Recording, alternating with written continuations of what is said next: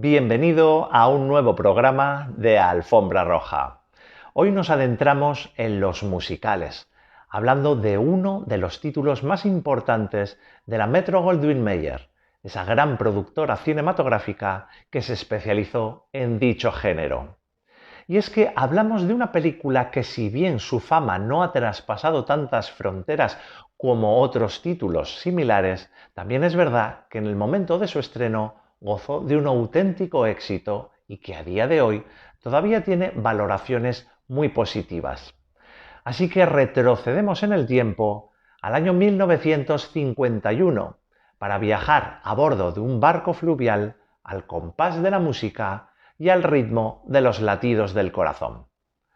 Hoy, en Alfombra Roja, Magnolia.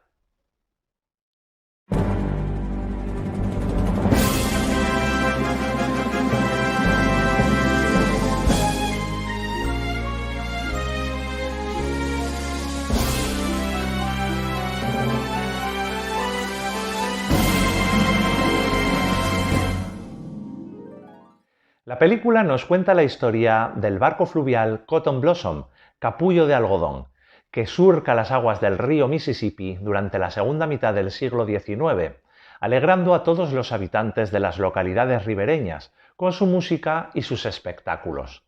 La hija de los dueños del barco, Magnolia Hawkes, sueña con ser una gran artista. Ella posee una melodiosa voz y desea dedicarse a la interpretación y a la música, pero tendrá que olvidar sus sueños al conocer a Gaylord Ravenel, un jugador profesional que le ofrecerá su amor y que la alejará del modo de vida que había disfrutado hasta entonces. Magnolia estuvo dirigida por George Sidney, cineasta que nos ha dejado otros títulos como Escuela de Sirenas, Scaramouche o Cita en Las Vegas. El papel de la protagonista, Magnolia Hawkes, corrió a cargo de la actriz Kathryn Grayson, a quien hemos podido disfrutar en otras películas como Levando anclas, El amor nació en París o El beso de medianoche. El papel de Julia Laverne corrió a cargo de la actriz Ava Gardner, a quien hemos visto en otros títulos como La condesa descalza, Terremoto o Mogambo. Y junto a ellas, Howard Keel, que interpreta el papel de Gaylord Ravenel. A este actor lo hemos podido disfrutar en Siete novias para siete hermanos, Calamity Jane o La reina del oeste. Magnolia está basada en la novela Showboat, que aquí en España se tradujo como Teatro flotante, publicada en el año 1926 por Edna Ferber, novelista que nos ha dejado grandes títulos como Cimarrón, Gigante, Imperio de Titanes o Así de grande. Todas esas novelas publicadas con gran éxito y trasladadas a la gran pantalla en grandes superproducciones cinematográficas. La novela de Ferber dio lugar a un gran musical compuesto por Jerome Kern en colaboración con Oscar Hammerstein II, el primero como compositor y el segundo como letrista. Ambos trabajaron posteriormente en muchas otras películas musicales. Este musical, que triunfó en Broadway, fue trasladado a la gran pantalla en dos ocasiones, en 1929 y en 1936, ambas versiones en blanco y negro. Así que ahora, en 1951, la Metro-Goldwyn-Mayer quiso poner toda la carne en el asador para realizar la versión más llamativa, más espectacular, esta vez a todo color y con un gran plantel de estrellas. Se puede ver por ahí tanto en las redes sociales como en vídeos de YouTube que ambientan la historia de Magnolia a comienzos del siglo XX, y eso es un error. La acción se desarrolla en la segunda mitad del siglo XIX. ¿Cómo lo podemos saber? Pues por varios detalles. Vemos a los esclavos todavía recolectando el algodón, es decir, es antes de la finalización de la Guerra de Secesión, entre 1861 y 1865. Además, dentro del teatro flotante vemos a uno de los actores luciendo el uniforme sudista, es decir, repitiendo la época de la Guerra de Secesión. Y, encaminándonos hacia el final de la película, vemos que llega un nuevo año y lo están celebrando, 1894, es decir, nunca llegamos a traspasar el umbral del siglo XX. La película de 1951 nos hace disfrutar con el glorioso Technicolor, que hace una explosión de color, viendo unas hermosísimas imágenes del barco fluvial por el río, de los primeros planos de los actores y sobre todo del maravilloso vestuario creado por Walter Plunkett, uno de los mejores modistas de Estados Unidos y por ende del cine, que nos ha dejado otras grandísimas joyas como las creaciones para Lo que el viento se llevó o Caravana de mujeres. Las primeras secuencias de la película nos hacen disfrutar, pues nos están presentando el Cotton Blossom y el espectáculo que también ofrece a los habitantes de las tierras del sur. Y vemos que gusta a todos, a blancos, a negros, a ricos y a pobres. Es decir, es un espectáculo para todo el mundo, lo cual lo podemos extrapolar a los espectadores. Era una película para todos los públicos que nos iba a hacer disfrutar desde el más pequeño hasta el más mayor. El tema más importante que nos está ofreciendo Magnolia es una crítica contra el racismo.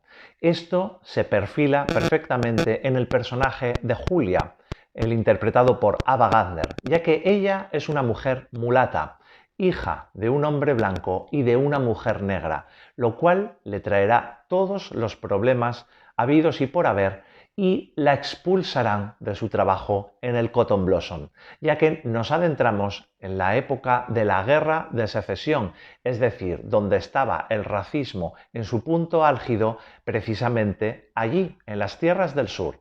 Así que una mujer negra no podía estar casada con un hombre blanco y, a juzgar por la mentalidad de la época, una mujer que aparentemente era completamente blanca por su piel, pero que tuviese una única gota de sangre negra, era considerada como cualquier otra esclava. Así que los creadores, y por supuesto Edna Ferber en su novela, lo que hacen es una desaforada crítica contra ese racismo de la época, para hablarnos de igualdad entre todos los seres humanos.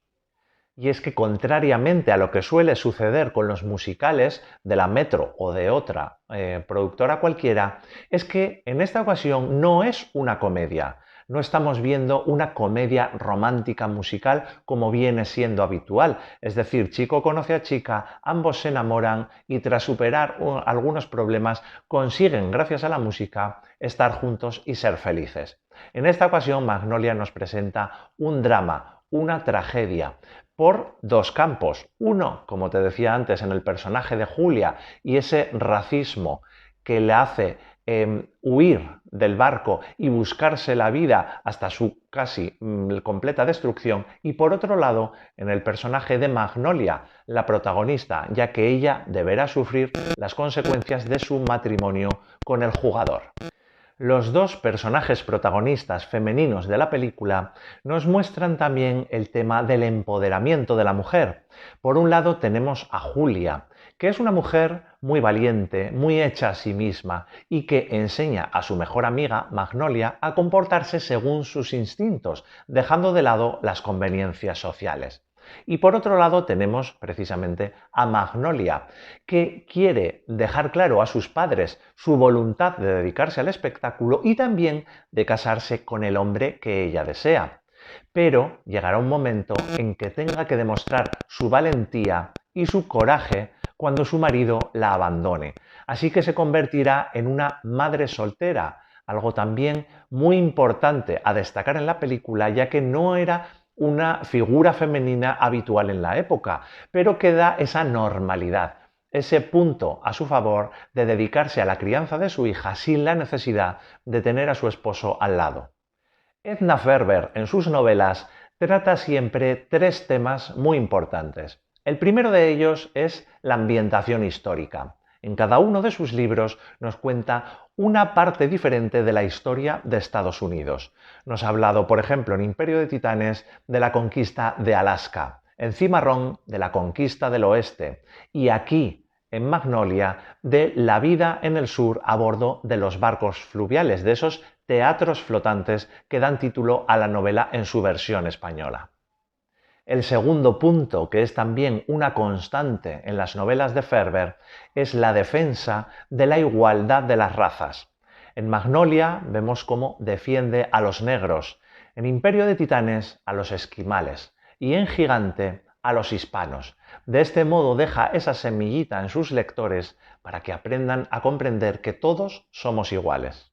Y en tercer lugar, pero no por eso menos importante, Ferber hace una defensa del empoderamiento de las mujeres, es decir, nos presenta siempre a protagonistas femeninas valerosas, con mucho coraje y que siguen adelante gracias a su propio esfuerzo. En esta película vemos a la propia Magnolia, pero nos encontramos también a Seibra en Cimarrón o a Brady en Imperio de Titanes. A pesar de que Magnolia nos está haciendo esa defensa de los derechos de los negros, también es verdad que hay que comprender que la acción se sitúa en esa época, con lo cual se nos presentan también a los esclavos recolectando algodón de una manera alegre, para mostrarnos, como viene siendo habitual en el cine, esa visión romántica del viejo sur. Magnolia también nos está hablando sobre el alcoholismo. El personaje de Julia termina alcoholizado y es que ha tenido que abandonar su empleo y se da a entender que hasta su propio marido la ha abandonado. Así que tiene que vagar de teatro en teatro ofreciendo su arte a los espectadores a cambio de ese alcohol que le haga olvidar sus desgracias para mostrar esa falsa sonrisa en su rostro.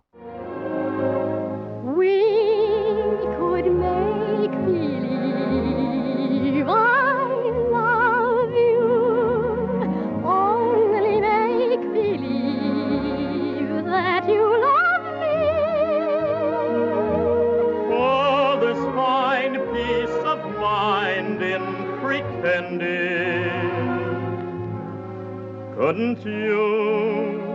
Couldn't I? Couldn't we? También la película está dejando clara esa apertura y esa modernidad de las gentes del espectáculo que viene a ser una constante incluso a día de hoy. Y es que Julia, siendo una mestiza, se encuentra como una más en toda la plantilla del Cotton Blossom. Todos conocen su condición, pero aún así la tratan como una hermana, una artista, cantante o actriz igual que ellos. Aunque el papel de Ava Gardner es mucho más corto que el de sus otros dos compañeros protagonistas, sí que tiene una importancia capital en la trama de la historia. ¿Cómo solucionar este pequeño problema? Es decir, que una gran actriz esté por debajo de otra, pero que eso no se note. Muy sencillo, en los títulos de crédito aparecen los tres nombres a la vez. Ninguno está por encima de otro, pero el título está combado, es decir, aunque la primera sea Kathryn Grayson, al ojo del espectador, el primer nombre que resalta por estar en el centro y más recto que los otros es el de Ava Gardner. A pesar de que el trío protagonista es lógicamente cabeza de cartel, hay que destacar también el trabajo de grandes secundarios, como Joe Brown y la gran Agnes Moorehead, a quien hemos visto en títulos tan emblemáticos como Ciudadano Kane o en el papel de Endora en la famosa serie de televisión Embrujada. Además de ser actriz, Kathryn Grayson también era cantante de ópera, así que deleitó al público con una maravillosa voz. Y junto a ella Howard Keel, un fantástico barítono que también hace las delicias del público. En comparación, Ava Gardner, aunque tenía una muy buena voz, no llegaba a su nivel, por lo que sus interpretaciones musicales dentro del film fueron dobladas por Annette Warren. Lógicamente, al tratarse de un musical, Magnolia está plagada de grandes canciones, pero destaca entre todas ellas la de Old Man River, interpretada por uno de los esclavos, que viene a contar la vida de los negros en aquella época y que se ha convertido, incluso a día de hoy, en todo un himno, conocida por todos los estadounidenses. Magnolia tuvo un presupuesto de $2 millones, recaudando más de 7,5 millones. Y también fue galardonada con multitud de premios, llegando incluso a estar nominada a 2 premios de la Academia, al Oscar a la mejor fotografía en color y al premio a la mejor música en una película musical. Y hasta aquí el programa de hoy. Espero que lo hayas disfrutado y, como siempre, dale me gusta, coméntalo, suscríbete al canal y pásalo a todos tus contactos. Nos vemos la próxima semana aquí, en Alfombra Roja.